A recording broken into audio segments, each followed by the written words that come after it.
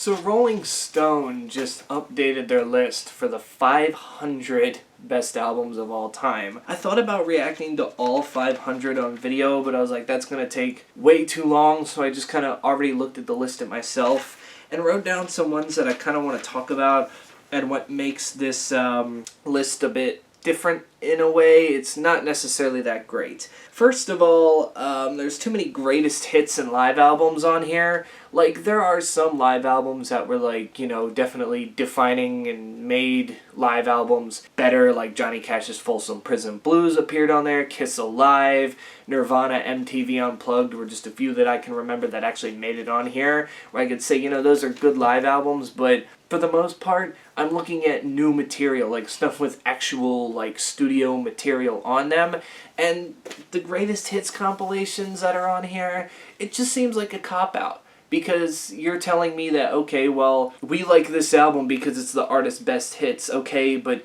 all these hits weren't on the exact same album, so it's kind of a cop-out in this way.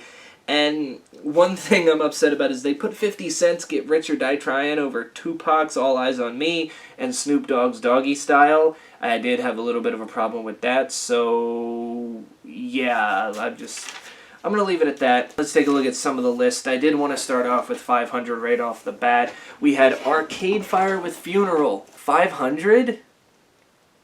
Can we at least put it in like 300 at least? Because it was actually pretty good, if I'm being honest with you. Then we have another problem, though, coming up that Rolling Stone would start to do.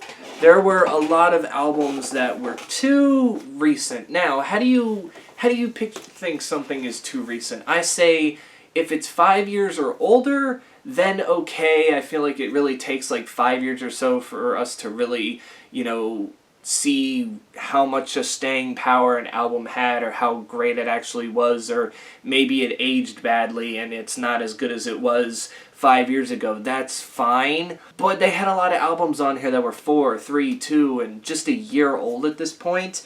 And this was the first one, which was Harry Styles' Fine Line at 491. This came out last year, I think. What the fuck? Why are you putting an album on in 2019 on here? I don't understand. There was also Lord's Melodrama that was on here.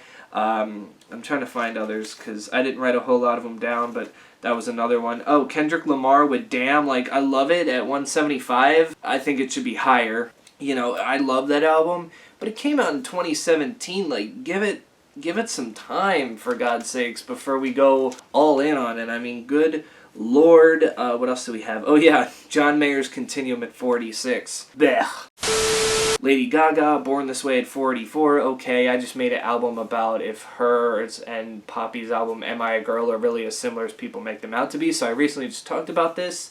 It is a nice album. 9 Inch Nails' Pretty Hate Machine came in at 453, and at 449, again, why? Why is it this low? The White Stripes Elephant. This has to be at least top 100. There is no doubt about it. You have a song that features the hardest button to button and Seven Nation Army on it, and you're telling me it's only 449? Like, I don't know. 437, Usher Confessions. If I have a confession to make myself, I do enjoy this record, but would it really make a top 500 list if I were to pick? Probably not.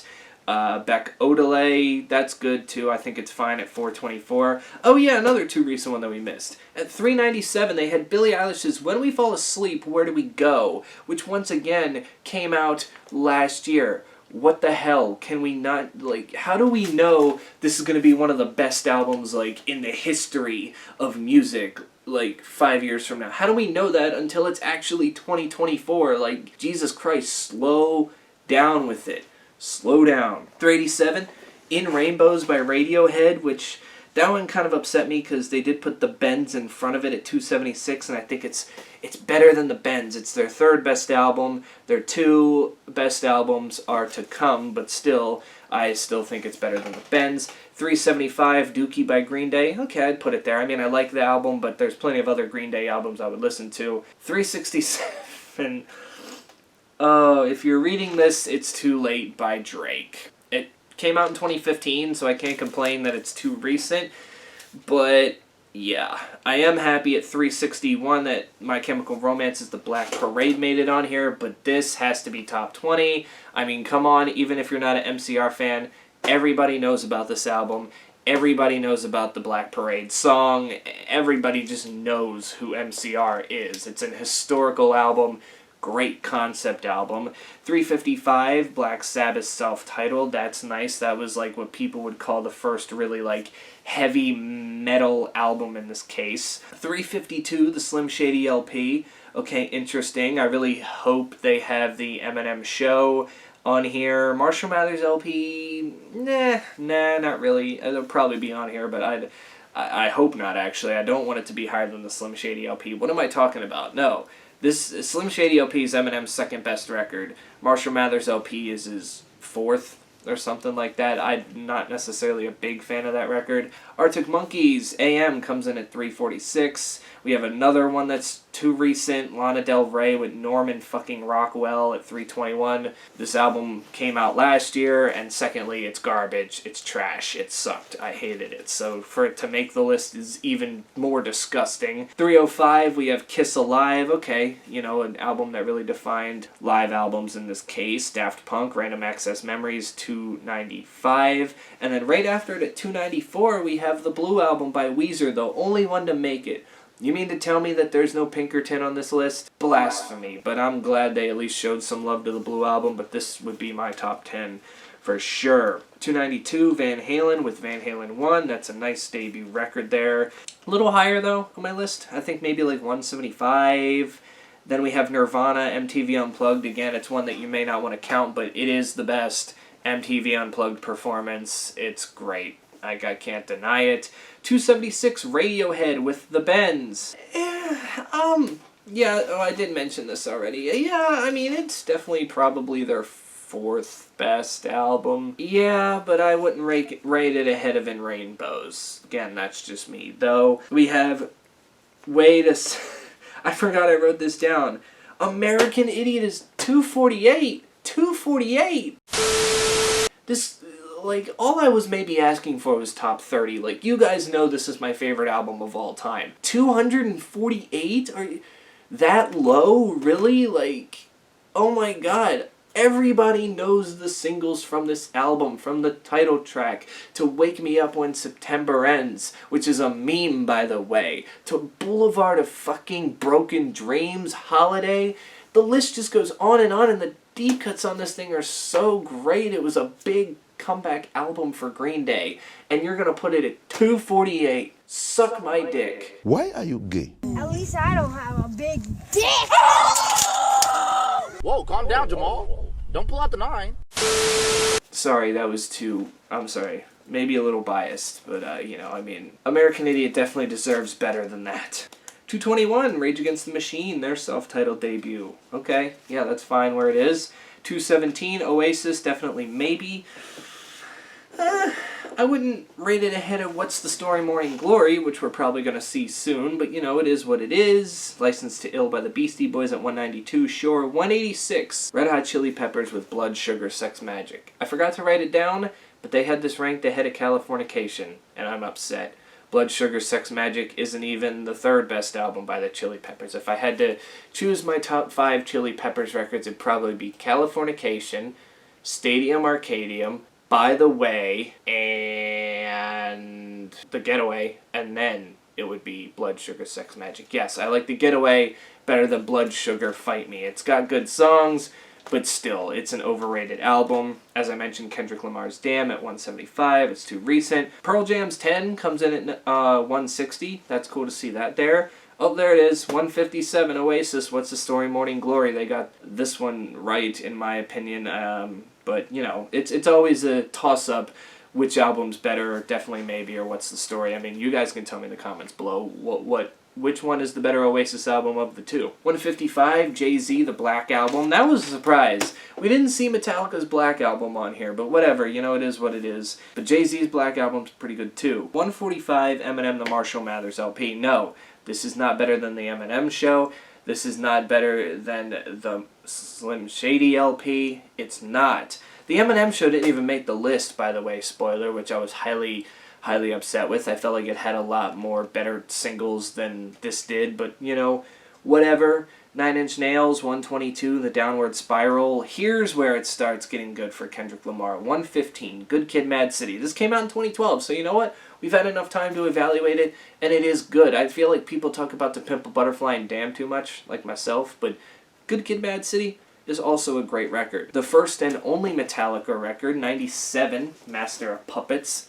Yes, good choice, because it goes Ride the Lightning, Master of Puppets as the 1-2. I kind of figured Ride the Lightning wasn't going to be on here, but they at least showed some love to Master of Puppets. Great riffage on there. The last one to feature Cliff Burton. Rest in peace, man.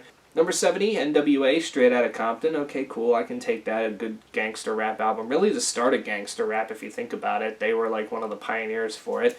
Then right after that, 69, Alanis Morissette with Jagged Little Pill. Do I see that better than Good Kid, Mad City, Master of Puppets, and Straight Outta Compton? Even Damn? No, probably not, but whatever. It's still a great album nonetheless. A pissed off Alanis Morissette is a good Alanis Morissette. 62, Guns N' Roses, Appetite for Destruction. Surprised that's not higher, but okay. 42, here it is. Radiohead, OK Computer. I actually kind of agree. I think that that's not their best record. It's their second best record, and that means number 20, they have Kid A, which, yes, that is their best record. Good on them, the follow-up to OK Computer. But anyway, at 37, The Chronic by Dr. Dre came in. Love that one, too. That was his debut solo record. 24, The Beatles, Sgt. Pepper Lonely Hearts Club Band. I think this was the highest-rated Beatles album, if I'm not mistaken, which was surprising because they have a lot of historic albums. Actually, I think the White Album might have been, but that album's all over the place sometimes. And then at number 19, we have Kendrick Lamar's To Pimp a Butterfly, which, yes, his best one to date. And then Nirvana's Nevermind came in at number 6. And I kind of flipped around and I was like, who's going to be number 1? Maybe it's an album I know, maybe it's an album I've heard of. And it was What's Going On by Marvin Gaye. That was number 1. Why are you gay? I don't know. I can't tell you anything about that album. I'm not a Marvin Gaye fan. I've heard of Marvin Gaye, but I've never listened to his albums, so sorry, not sorry. But yeah, this list was very hit or miss because it's like I was glad to see some records on there, but there were some that were too low, some that were too high, some that, you know, like picking the Marshall Mathers LP over the Slim Shady LP. Like, no one does that. No one does that. Eminem's sophomore record is the best record. You think the Marshall Mathers LP is a sophomore record? No. Slim Shady LP is Infinite's his debut record. Not a lot of people know that because it didn't really do anything because, well, he wasn't signed to a major label at that point in time, but you get what I mean, though. His breakthrough record is his second best record. His best record wasn't even on the list, and that's the Eminem Show, and that's disappointing. Plus, I don't know, I just felt like there was a lot of bands and artists that Rolling Stone has been very kind to over the years, and the ones that they had been kind of mixed on or just bashed over the years, they kind of seemed like they threw one on there just to please the people. So, you know, you can definitely tell who they're a fan of and who they're not because, you know, they only had like one Metallica on there and it was one of their bigger albums, or two Green Day albums and it's their 2 biggest albums, you know, and then they have like 20 Beatles records or 20 David Bowie records, and you're like, okay, you can definitely tell who they're a fan of, and it's getting apparent at this point in time that this is just a really, really, really, really biased list. I mean, any list is, but at the same point in time, you know, I want to see 500 different records from 500 different artists. Pick one, leave it at that, and then, you know, figure out the rest, because, you know, you can't tell me that you haven't listened to 500 different artists in your lifetime. You're the Rolling Stone. You review a lot of records every year, and you know a lot of these bands and artists, so you can't tell me that you can't come up with 500 records from 500 separate artists, just to make it a little fair, so that way we don't have like repeats or like 8 records by the same band making the list. It just seems unfair sometimes, but that's just my opinion on it. I'll put a link in the description to the list below so you can look at all 500, because like I said, it would have taken me longer than, what are we at now, like 11 minutes, 12 minutes? No, you dummy. Yeah, that's my thoughts on this list. You can, like I said, check it out and then tell me in the comments below, what do you think? Gay. Until then, stay safe out there, and I will catch you all in the next one.